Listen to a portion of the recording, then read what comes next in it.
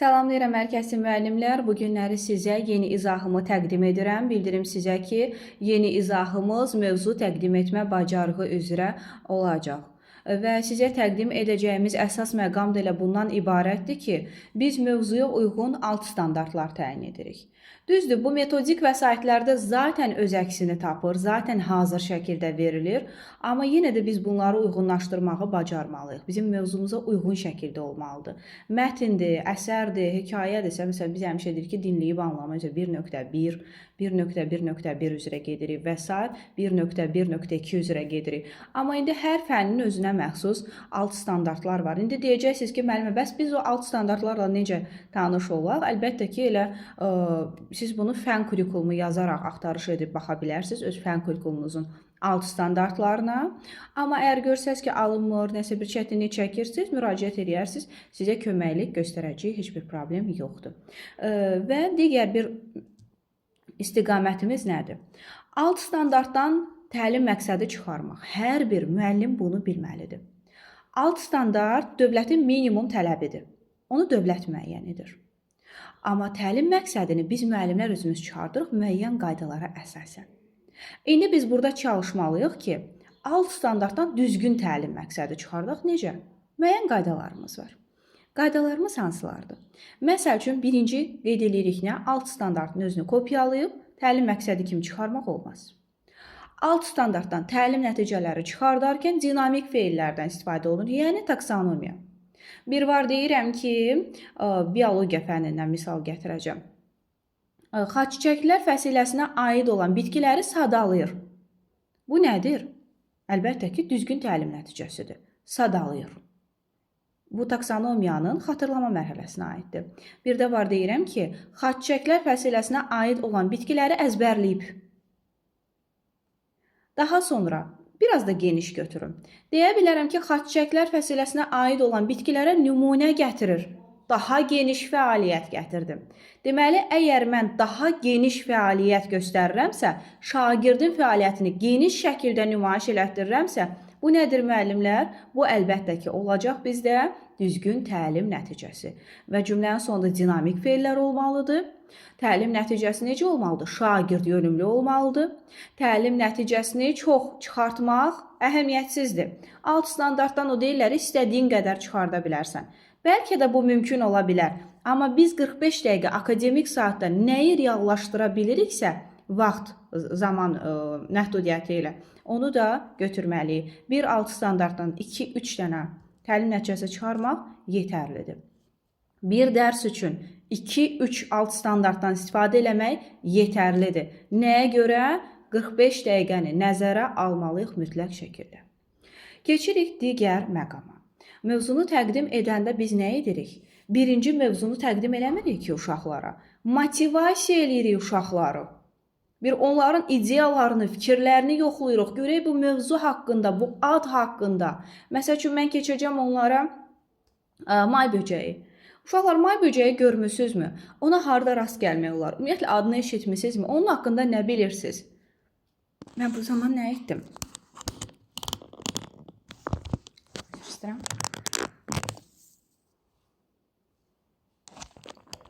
Mən bu zaman nə etmiş oldum? Əlbəttə ki, may böcəyini uşaqlara motivasiya eləyirəm. Hələ ki, onların ideya fikirlərini alıram ki, görün bir bunların fikirləri nədir? Bunlar bu haqda nə bilirlər? Biraz da maraq doğursun onlar üçün ki, müəllimə bizim fikrimizi soruşur.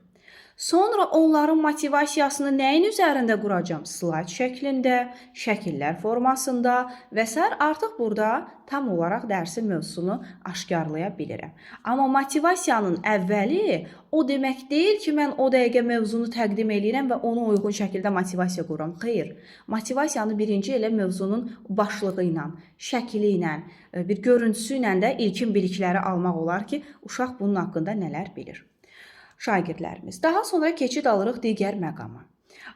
Motivasiyanın düzgün qurulması dərsin elə bir yarı hissəsinə qədər keçilmək deməkdir. Hətta dərsin effektiv alınması deməkdir. Ona görə də çalışın motivasiyanı qurarkən şagirdlərin meylini, marağını mütləq şəkildə nəzərə alın. Bir var uşağı cəlb edirəm motivasiyada.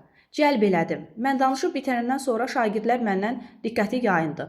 Bir dəfə motivasiyanı mən elə qururam ki, onların meylinə, marağına uyğun şəkildə o diqqəti cəlb etmək 1:45 dəqiqə mənim əlimdə olur artıq o diqqət.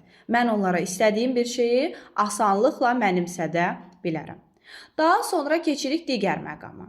Digər məqamımız bizim olacaq, hansı ki biz şagirdlərə mövzunu təqdim edərkən, mənimsədərkən nələrə diqqət yetiririk?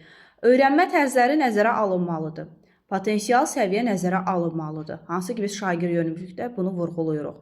Şagirdlərin meylinin, marağını nəzərə alınaraq tələbatlarının ödənilməsi, yəni mənimsətmək. İndi diqqət eləyin ki, müəllimlər, biz şagirdlərin öyrənmə tərzi nədir? Vako, vizual, audial, kinestetik oxuyub yazaraq. Daha sonra intellektlərini nəzərə alırıq hətta. Hansı tərəfə meylləri var bunların? Meyl deyəndə təkcə belə sadəcə istək mənasında, meyl mənasında deyil. Həmçində onların intellekt tipləri də nəzərə alınmalıdır. Bununla yanaşı onların meyli marağı deyiləndə onların dünya görüşü də nəzərə alınır. Ona görə də biz çalışırıq ki, ekstravert olması, introvert olması, intellekt tipləri fərdaxilidir, şəxslər arasıdır, naturalistdir və s. bunları nəzərə alaraq mövzunu təqdim edəndə mütləq şəkildə bunlar formalaşdırılmalıdır və nəzərə alınmalıdır. Keçid alırıq digər məqama. Mövzunu təqdim etmə bacarığında başqa nəyə diqqət yetirməliyəm? Motivasiyadan danışdıqsa, gəlin sizin üçün motivasiyanın belə deyək, ayrılmayan bir istiqaməti var ki, cəlb elədin, yaxşı mənimsətdin. İndi bu mənimsətdiyini necə yoxlayarsan? Refleksiya. Zaten bu kitablarda da artıq belə götürülür, cəlb olunma və refleksiya. Refleksiyanı aparmalıdır müəllim. Refleksiya dərsin sonuncu mərhələsi kimi qeyd edilsə də, dərsin istənilən mərhələsində həyata keçirilə bilər. Müəllim öyrətdikcə şagirdlərin özünü yoxlaması üçün refleksiya təyin edir. Refleksiya iş üsullarımız 1B3-2-1, vasitələrimiz şəxsi jurnal, müsahibə, müzakirə, cümlə kökləri, çıxış bileti və s.dən də istifadə etmək olar. Yəni, diqqət edəcəyimiz məqam budur ki, mövzunu mənimsədərkən dərsin mərhələlərinə də diqqət yetirək. Dərsin 7 mərhələsi var. Müəllim vacib deyil ki, 7 mərhələnin 7-sini də həyata keçirsin. Əsas mərhələləri nəzərə almaq şərti ilə öz istəyinə uyğun şəkildə qura bilər. Necə ki, deyirik, tədrisin forma və vasitələrini seçmək təhsil verənin hüququdur. Təki şagirdlərin meyli marağı nəzərə alınsın, onlara nə isə asanlıqla mənimsədilsin. İş üsulları, iş formaları burada nəzərə alınmalıdır. İş üsulu ilə iş formaları bir-birini tamamlamalıdır. Yəni, fərqli-fərqli şəkildə olmamalıdır. Hansı ki, məsələn, iş üsulu götürürsünüz ki, siz onu o iş üsulunu fərdi şəkildə həyata keçirirlər. Amma siz götürmüsünüz artıq burada cütlərlə, qruplarla bu uyğunsuzluq yaranacaq. İnteqrasiyanın növünə diqqət yetirəcəksiniz. Əsasən biologiyadır, kimyadır, bunlarda hansı inteqrasiya növü ön plandadır? Fəndaxili hər bir fəndə zaten ön plandadır. Fənnüstü inteqrasiya. Bəs şagirdin bir mövzunu daha yaxşı anlaması üçün, ətraflı başa düşməsi üçün fənlər arası inteqrasiya. Bax, bütün bunlara biz diqqət yetirməliyik. Hələ ki, mən bu mövzunu təqdim etmə bacarığı haqqında sizə ön hissələri, ön istiqamətləri deyirəm. Bu böyük bir bacarıqdır. Bu bacarığı formalaşdırmaq üçün hələ biz davamlı olaraq bir neçə videomuzda təqdim edəcəyik. Daha sonra isə suallar şəklində sizə bunu izah edəcəm ki, belə bir suallar bizə verilsə, biz bu suallara necə cavab verəcəyik. İzlədiyiniz üçün təşəkkür edirəm və bildirim ki, iyul ayının 1-dən ödənişli dərslərə start verilir.